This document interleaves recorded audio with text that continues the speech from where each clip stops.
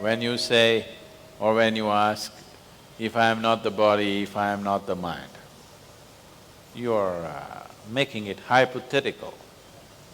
I am asking you, is it a fact that you gathered this body? Is it a fact? Is it a fact all the content of your mind was gathered from outside? Yes? So what you gather cannot be you.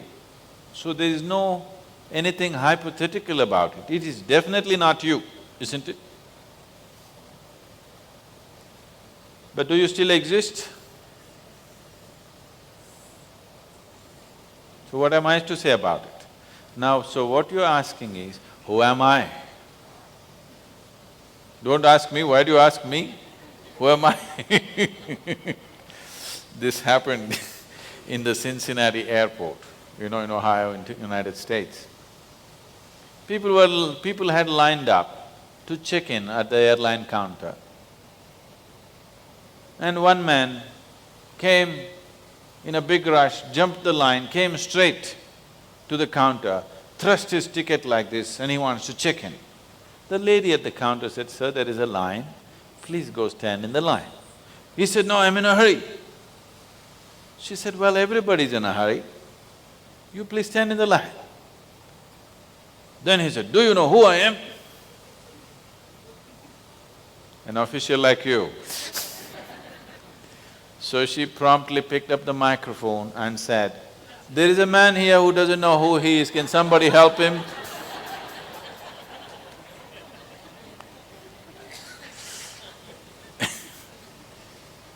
Now you come and ask me, who am I? What am I to tell you? Whatever I tell you will be just if I tell you, you are an embodiment of the divine.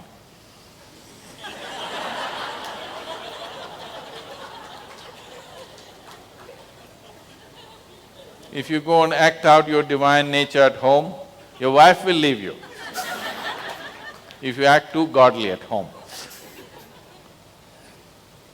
If you try this in your office, you will get fired for sure. Or if I tell you, you are a no good nothing, you won't believe me. If I tell you, you are a drop of divinity that fell off Shiva's lap and here you are. Tell me, what kind of story do you want? A pleasant story, an unpleasant story? I can tell you both, I'm good at both. If I tell you an unpleasant story, you will not want to believe it. If I tell you a pleasant story, you will become fanciful and lose all your sense. But if you know it, then it's a different level of sense. So, right now don't bother. Don't try to drop into a conclusion. When you ask this question, what you're trying to do is, you want to arrive at a conclusion. Don't arrive at a conclusion. Just seek what is not you, let's keep it aside. If you keep all that is not you, what is you must remain, isn't it? Yes or no? What is not you, if it is removed, what is you must remain, isn't it? Where will it go?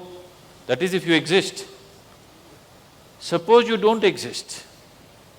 Suppose you really do not exist, at least that we must find out, isn't it? That I don't exist.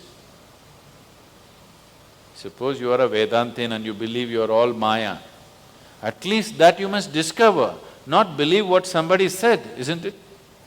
If you do not exist, is it not very, very, very important that you find out that you do not exist? Huh?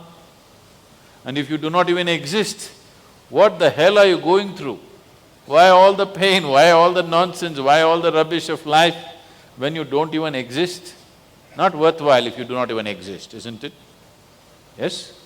At least if you're in existence and you're getting somewhere, little pain on the way, it doesn't matter. Yes?